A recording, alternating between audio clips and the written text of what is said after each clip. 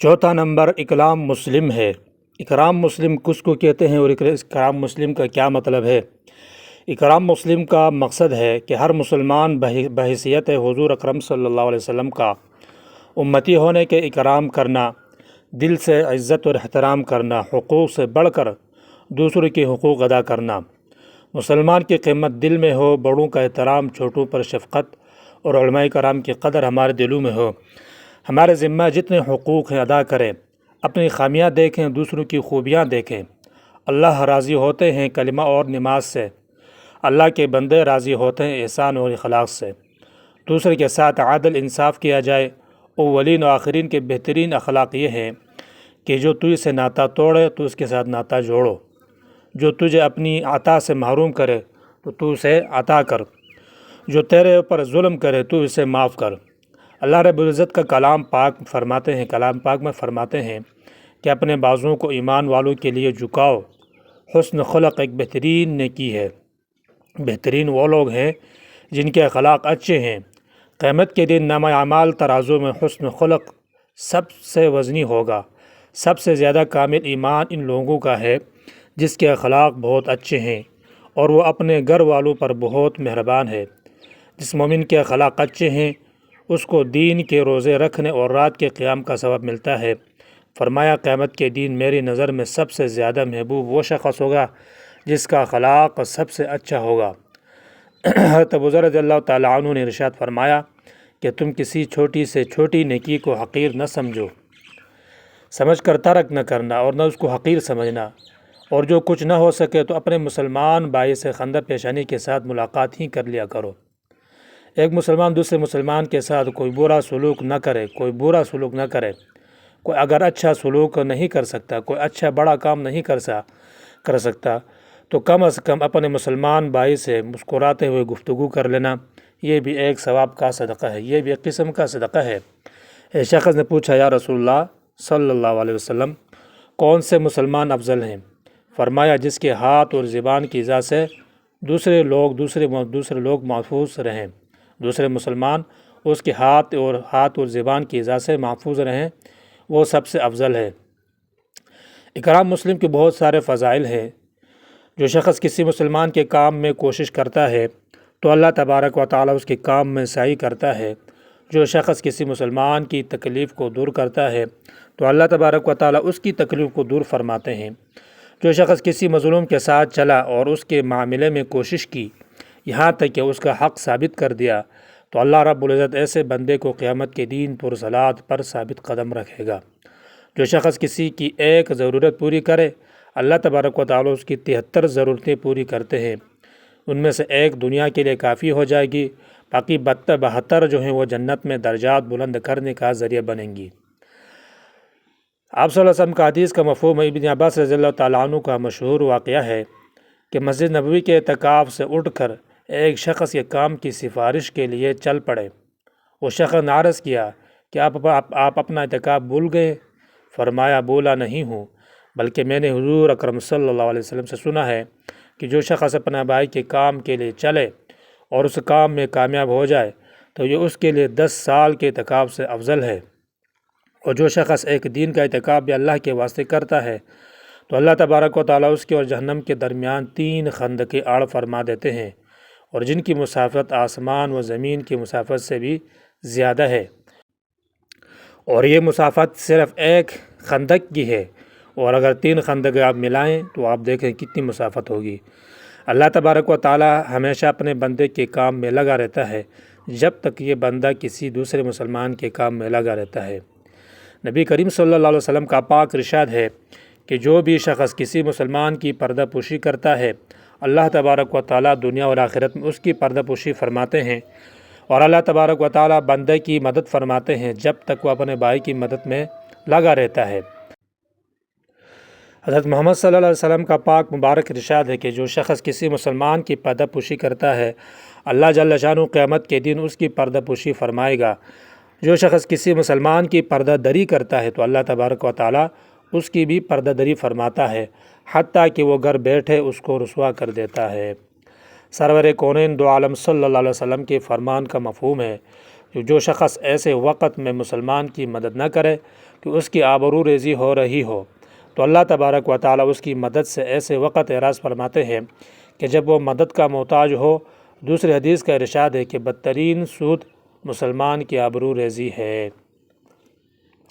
حضرت علی رضی اللہ تعالیٰ عنہ کا ارشاد ہے کہ میں کسی مسلمان کی ایک ضرورت پوری کر دوں، یہ مجھے زمین بر سونا چاندی ملنے سے بھی زیادہ محبوب ہے۔ حضرت سلمان رضی اللہ تعالیٰ عنہ نے کہا کہ ایک مرتبہ میں حضور نبی کریم صلی اللہ علیہ وسلم کی خدمت میں حاضر ہوا۔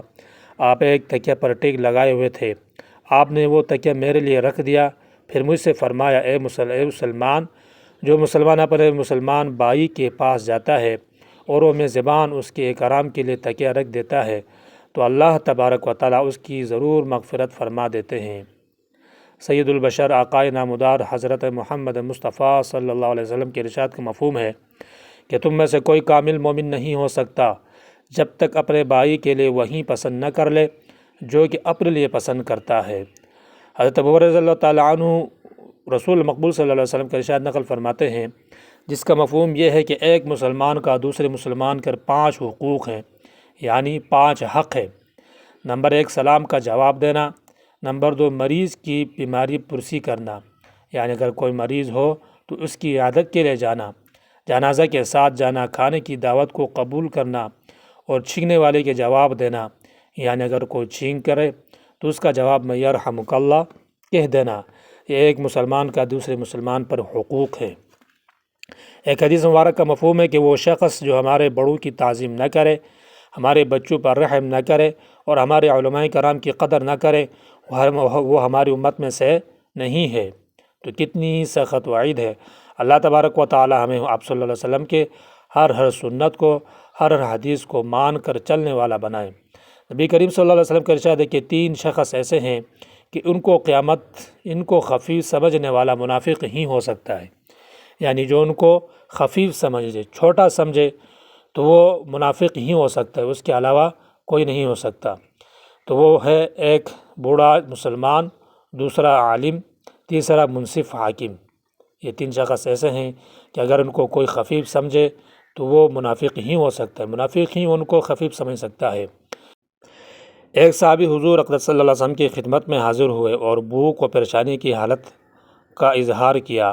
آپ کے اصرار پر ایک انصار صحابی اس کو اپنے گھر لے گئے۔ بیوی سے کہا کہ یہ حضور اکرم صلی اللہ علیہ وسلم کے مہمان ہیں، ان کے اکرام میں کوئی کسر باقی نہ رکھنا۔ بیوی نے عرض کیا کہ تھوڑا سا بچوں کے کھانے کے علاوہ کچھ بھی گھر میں کچھ بھی نہیں ہے۔ صحابی نے فرمایا کہ بچوں کو بلا کر سلا دو، کھانا مہمان کے سامنے رکھ دو اور بہانہ سے چراغ کو بجھا دینا، ہم ساتھ بیٹھے اندھیرے میں ویسے ہی منہ چلاتے رہیں گے اور مہمان پیٹ بھر کر کھانا کھائے گا۔ لہذا انہوں نے ایسا ہی کیا۔ دونوں میاں بیوی اور بچوں نے فاقہ سے رات گزاری، جس پر اللہ پاک کی آیت نازل ہوئی، جس کا ترجمہ ہے اور ترجیح دیتے ہیں اپنی جانوں پر اگرچہ ان پر فاقہ ہی ہو۔ یرموک کی لڑائی میں ایک صحابی پانی کا مشکیزہ لے کر اپنے چچا زاد بھائی کی تلاش میں نکلے کہ اگر وہ پیاسے ہوں تو ان کو پانی پلاؤں۔ اتفاق سے وہ ایک جگہ پر زخمی ہوئے ملے، ان کو پانی پیش کیا۔ اتنے میں قریب پڑے ہوئے دوسرے صحابی جن کا نام حشام رضی اللہ تعالی عنہ تھا پانی مانگا۔ ان کے چچا زاد بھائی نے اشارہ کیا کہ پہلے پانی ان کو پلاؤ۔ ان کے پاس پہنچا تو قریب ہی ایک تیسرے صحابی زخمی حالت میں دم توڑ رہے تھے۔ آہ کی آواز سنی تو حشام رضی اللہ تعالی عنہ نے فرمایا کہ تیسرے زخمی کو پہلے پانی پلاؤ۔ تو اشارہ کیا۔ صحابی نے فرماتے ہیں کہ جب میں تیسرے کے پاس پہنچا تو ان کا دم نکل چکا تھا۔